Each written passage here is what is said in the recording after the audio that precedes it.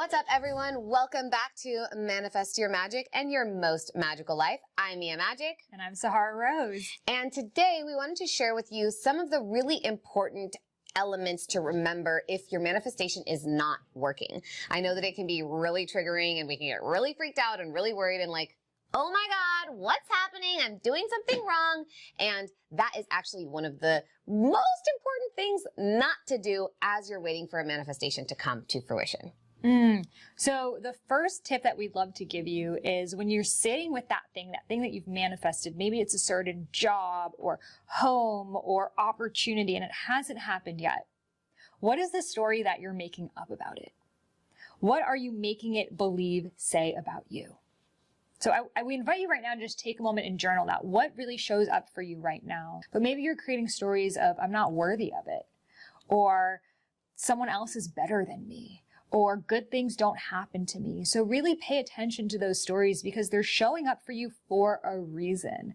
This is your opportunity to look at those stories that have actually been playing behind the scenes this whole time, but this opportunity is bringing them front and center. And it's only when we become very clear about them are we able to release them. And also note, how are these stories showing up in other areas of my life? Because if you're playing a story of good things don't happen to me, I'm not worthy of success, I'm not someone that finds love, chances are that story is repeating and repeating and repeating and manifesting situations to perpetuate that story, that very thing that you don't want. So take a moment right now to journal on what you are making this mean for yourself. And as you complete this prompt and really are tuning in with the story that you're making up about this particular thing not coming or not happening yet, when you do that, you really want to notice that there's a belief system under there. There is some kind of block that is creating that story that's making you believe that you can't have that thing or that it's not coming because you're not worthy. So the story is going to really show you what the underlying belief is, or at least lead you in the direction of it. And then once you look at the story, diving deeper into it and seeing, okay, where is this block? Now, depending on what type of energy system or what your other belief systems are, you can maybe use the chakras. Is this in my root chakra, my stability, the very red energy of my life, my safety and security? Maybe it's a block in your throat around your expression and not feeling safe to say or speak your truth. Anything that you can find, that you can figure out within yourself, you have an opportunity to then work with that block. Like Sahara said, see how it shows up in other areas of your life. Where are you blocking? Is it a block from receiving, or maybe a block from showing up, or like being in your giving energy, the way that you share? There's so many different ways that we can watch and witness our blocks. And then the best thing you can do to support that manifestation is just work on healing that block. Is figuring out, okay, how can I shift this, open this, change this, bring pleasure to it, support it? That's one of the things that I've noticed for sure in my own manifestations and in my life is if I have a block, what does it need? There's some little broken part of me or some inner child wound that needs to be healed, that needs to be tended to. And so if you can find what that block needs, you can ask it. I always say, doing channeled writings and writing to the block, I call upon the block in my throat. Please write to me, through me, anything I'm meant to receive in this moment. That is one of my greatest practices. It really allows you to communicate with different parts of your body and your soul, your energy body, in order to know what that thing needs from you to feel supported, to feel safe, in order to heal itself so that you can be free from that block and be even closer to your manifestation. Such amazing tips. And another thing I really want you to pay attention to is maybe this thing is not actually for my highest good. I know it's so hard to hear that because you're like, no, I'm manifesting this thing and it needs to work. Why is it not working? And yes, it may be a block. Or sometimes rejection is redirection.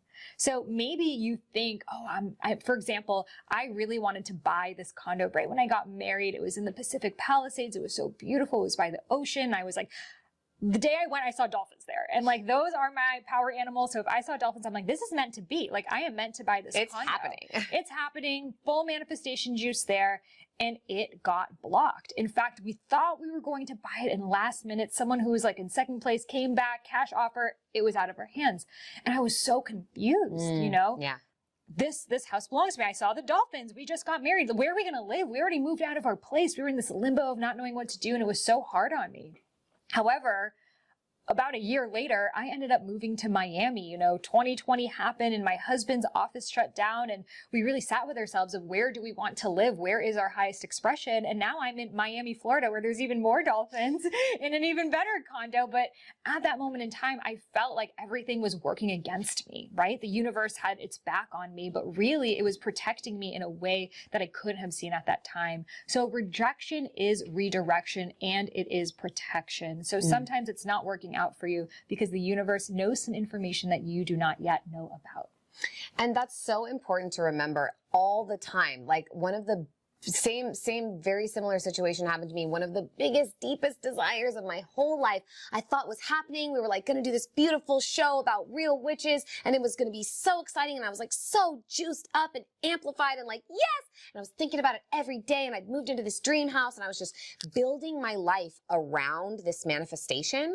And then when it didn't happen, I was devastated. I was literally heartbroken. I like could barely function. And so I decided to do one of the things that always is healing for me. And I know Sahara has done this too, is to take an adventure and to go out into the world and travel and receive new experiences. And one of the things that I have always lived by is that travel is one of the only things we can buy that makes us richer.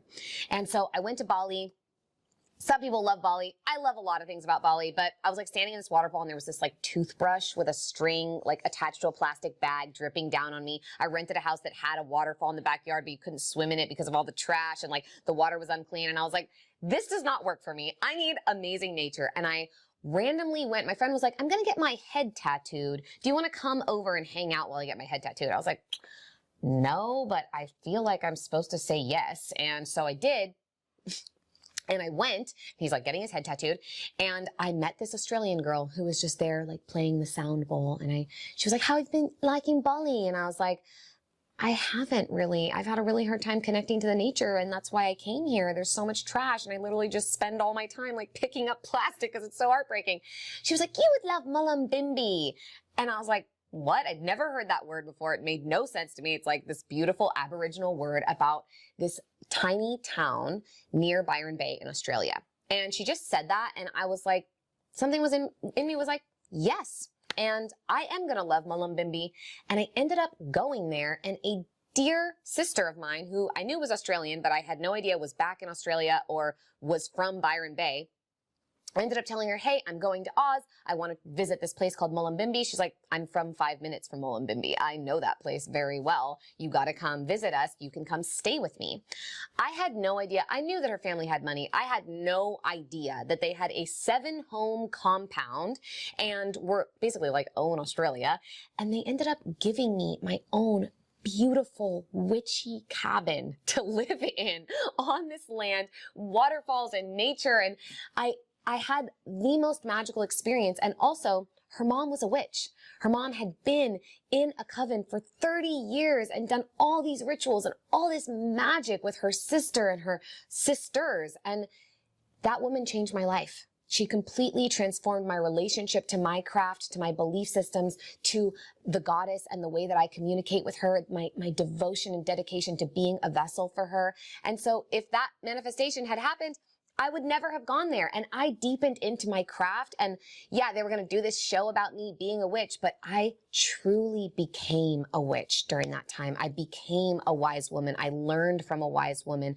I utilized the heartbreak from that experience to enhance and cultivate my own personal wisdom and my intuition. And that time was some of the most special of my entire life. I will never forget it. And it truly shifted the trajectory of my reality. So like Sahara said, rejection can be redirection and protection. I would not have been ready for that manifestation the way that I could be ready for it now without having had that experience. I love that story so much because it really shows that sometimes there is a lesson that we still need to learn before a manifestation to happen. That we can sometimes see what's meant for us 10 years from now, but we don't see all the steps and all of the obstacles that we get to face that really shape us for us to get there. So you knew, and you still are going to have that show in divine timing. And you're trusting that the lessons in every single year, you're deepening into your wisdom and your witchcraft and who you are, that the show is actually going to be better and better and better. And maybe if you had gotten that show at that time before that experience and the experience you've had since, it could have flopped because you weren't fully embodying it to that degree. So sometimes we feel like, oh, I need to get that thing right now, but it's actually, how do we get to deepen and grow and learn to really allow that thing to stick when it happens? And the exact same thing happened to me. I wrote my first book on Ayurveda and I pitched it to 30 different publishers and they all rejected me. And I had spent 2 years writing this book. I got disowned by my family. I risked everything to write this book and I got rejected by every single publisher I shared it with. So I'm like, goddess, I followed the steps. Like, what is going on? Like, show me the path. And what ended up happening was I was later hired to write the official Idiot's Guide to Ayurveda, which is like the official textbook, which caused me to go so much deeper into Ayurveda than I ever have before. And now I've realized that I needed to write that book first. It was like my PhD into Ayurveda to really be able to learn it, not without any of my own ego or story or anything attached to it, but like to purely learn the channel of it and be the vessel of it. So then I could write my own book and my own interpretation of it. So be open to the lessons that are showing up. And instead of trying to run away from them, lean into them because they're here to teach you. Yeah. That's such an important thing to remember too, that I have to really drill home with y'all, is that if it's not coming, the story, the block, those are the first steps.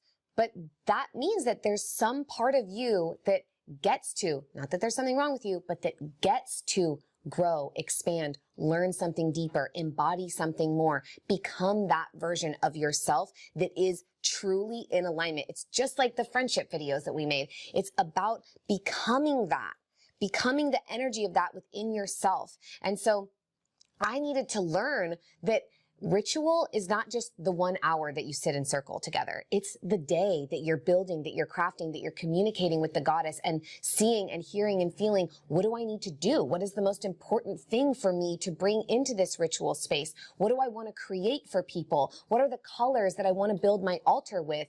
It's the communication that the universe is giving to me and sharing with me all the time, and that everything is divination. Everything is communication.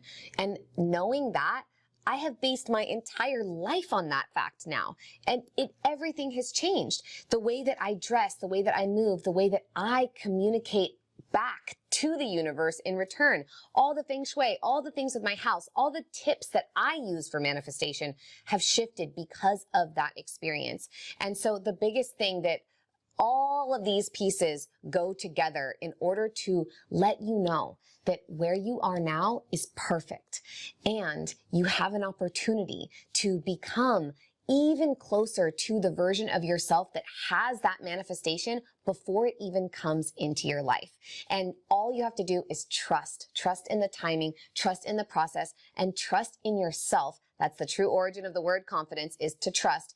Trust in yourself that you can make this happen, that you can become that version of yourself. And when you do, your manifestation will come straight to you. So juicy, so good. So share with us in the comments below, what is the lesson that you're learning right now from the manifestation not happening? Maybe there is a divine teaching or realization or awareness or area of growth you get to step into. We're so excited to see and support you through it. Thank you so much for being here today. Be sure to like and subscribe to stay tuned for future videos. And we are here to support you. Let us know any topics that you want us to dive into. And we're super excited to create incredible content for you. Yes, thank you all so much for joining. We hope that you are feeling so supported and manifesting all the magic in your life. I'm Mia Magik. This is Sahara Rose, and welcome to your most magical life.